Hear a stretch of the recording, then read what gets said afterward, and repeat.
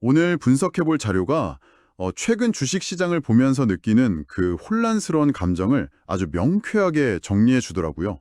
겉보기에는 그냥 하루하루 등락이 심해서 방향성이 없어 보이는데 보내주신 자료를 보니까 그 수면 아래에서는 시장의 주인이 바뀌고 있다. 이런 거대한 흐름이 나타나고 있다는 분석이 담겨 있었어요. 그래서 오늘 저희는 이 자료를 바탕으로 지난 2주간, 그러니까 2025년 11월 24일부터 12월 5일까지요. 이 기간 동안 시장의 돈이 개인 투자자들 손을 떠나서 소위 스마트머니라고 불리는 외국인과 기관에게로 어떻게 넘어가고 있는지, 그리고 그게 우리에게 어떤 시그널을 주는지 한번 제대로 파헤쳐 보겠습니다. 네, 맞습니다. 이 자료의 결론이 아주 명확해요. 한마디로 큰 손들은 지금 모두가 불안해할 때 조용히 주식을 쓸어 담고 있다. 바로 이겁니다. 여기서 시장의 플레이어를 딱 세 그룹으로 나눠서 보면 상황이 아주 선명해지는데요. 첫째는 개인. 시장이 조금 오르면 차익 실현을 하거나 아니면 작은 악재에도 먼저 반응해서 파는 경향을 보이죠. 그리고 두 번째 그룹이 바로 이 자료의 주인공인 스마트머니, 즉 외국인과 기관입니다. 이들은 개인이 던지는 물량을 뭐랄까 스폰지처럼 흡수하면서 오히려 시장의 바닥을 다지고 있고요. 그래서 이 자료는 지금의 움직임이 단순한 단기 변동성이 아니다.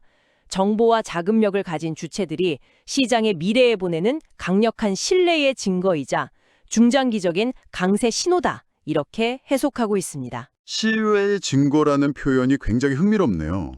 사실 요즘 시장에 불안 요소가 없는 건 아니잖아요. 인플레이션 우려도 여전하고 지정학적 리스크도 있고요.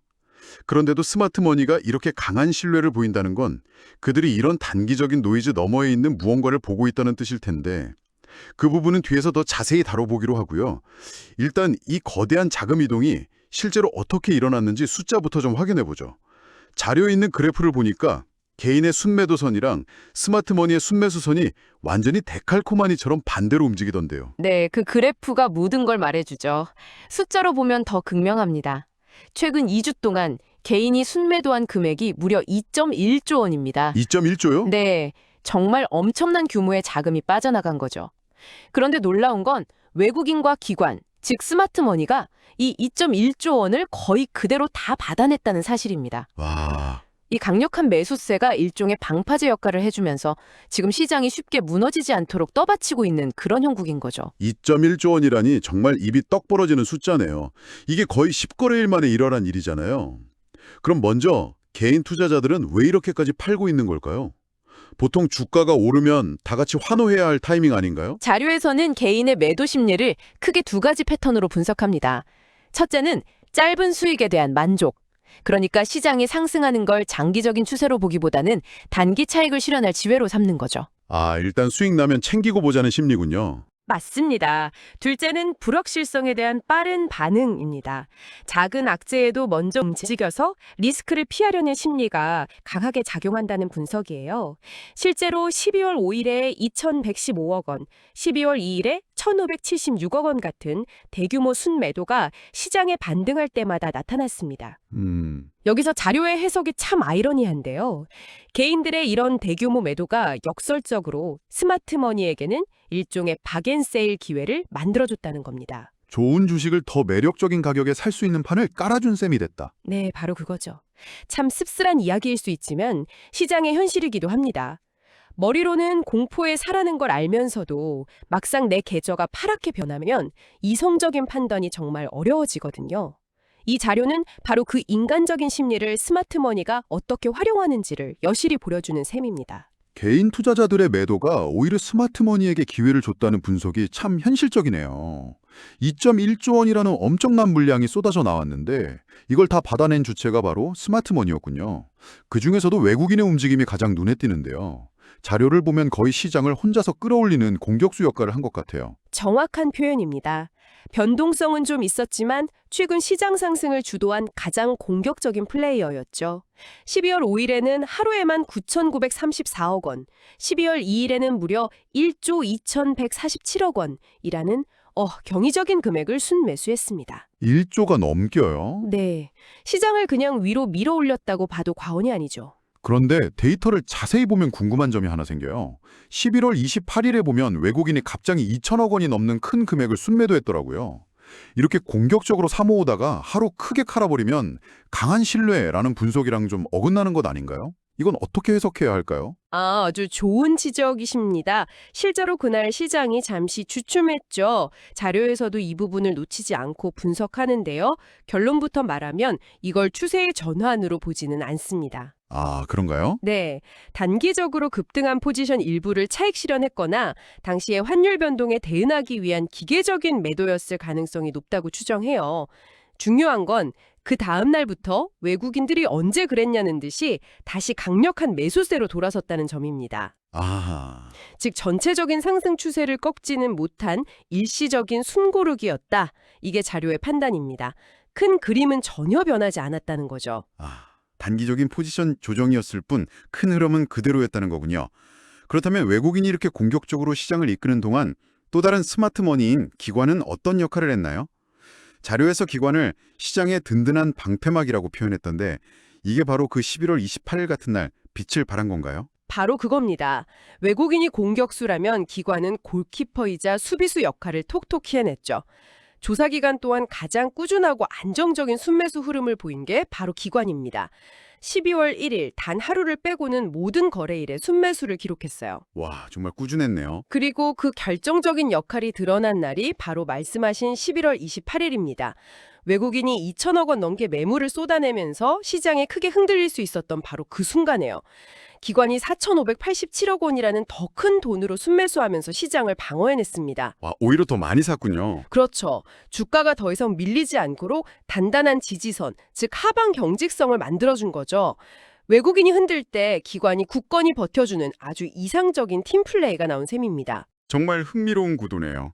개인은 푸살고 외국인은 공격적으로 사고 기관은 꾸준히 방어하고 이 세 그룹의 움직임이 톱니바퀴처럼 맞물려 돌아가면서 지금의 시장을 만들고 있다는 거군요. 자료에 있는 한 도표가 이 상황을 아주 명확하게 시각화해 주는데요. 개인의 매도 물량이 거대한 화살표가 돼서 외국인과 기관의 매수 바구니로 그대로 흘러들어가는 자산 이동 그림이요. 이게 주는 의미가 정말 클 것 같습니다. 네, 그 그림이 이 자료의 핵심 메시지를 압축해서 보여주는 겁니다. 자료는 이걸 강세장의 전형적인 패턴이라고 단언합니다. 전형적인 패턴이요?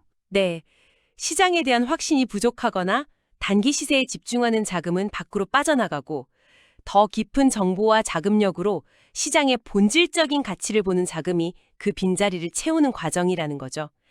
단순히 주가가 오르는 것 이상으로 시장의 체질 자체가 근본적으로 강해지고 있다는 가장 강력한 신호로 해석할 수 있습니다. 시장의 체질이 강해지고 있다는 신호로 해석하는군요. 하지만 한편으로는 이게 시장이 소수의 큰 손에 의해 좌우된다는 의미로도 들리거든요. 만약 이 스마트머니가 갑자기 입장을 바꿔서 동시에 매도하기 시작하면 개인 투자자들이 빠져나간 시장은 오히려 더 취약해질 수 있다는 리스크도 있는 것 아닌가요? 자료에서 이런 위험성에 대해서는 어떻게 보나요? 굉장히 중요한 질문이십니다. 당연히 그런 리스크는 존재하죠. 그래서 자료의 전망도 무조건적인 낙관론은 아닙니다. 전망을 한마디로 요약하면 긍정적 중립 이상, positive neutral or better라고 표현하는데요. 긍정적 중립 이상. 네, 나쁘지 않거나 지금보다 더 좋아질 가능성이 높다는 약간 신중한 긍정론에 가깝습니다. 그 근거를 두 가지로 제시하는데 첫 번째가 바로 앞서 말한 신뢰의 증거입니다. 막대한 자금을 운용하는 주체들은 개인보다 훨씬 더 보수적이고 긴 호흡으로 시장을 보거든요. 그들이 일시적인 현상이 아니라 2주 넘게 꾸준히 그것도 조 단위의 돈을 투입하고 있다는 것 자체가 한국 시장의 펀더멘털에 대한 강한 신뢰 없이는 불가능한 행동이라는 거죠. 그렇죠. 두 번째 근거는 강력한 지지선 형성입니다. 말씀하신 것처럼 그들이 갑자기 매도할 리스크도 있지만 반대로 지금처럼 개인의 매도 물량이 나올 때마다 이들이 계속 흡수해준다면 설령 단기적인 조정이 오더라도 주가 하락폭이 제한될 가능성이 매우 높다는 분석입니다. 일종의 안전망이 생긴 셈이죠. 알겠습니다. 스마트머니의 이탈 리스크보다는 그들이 만들어낸 단단한 지지선에 더 무게를 두고 있다는 거군요. 자, 그럼 이런 시장의 큰 흐름을 이해했다면 이제 투자자는 구체적으로 어떻게 행동해야 할까요?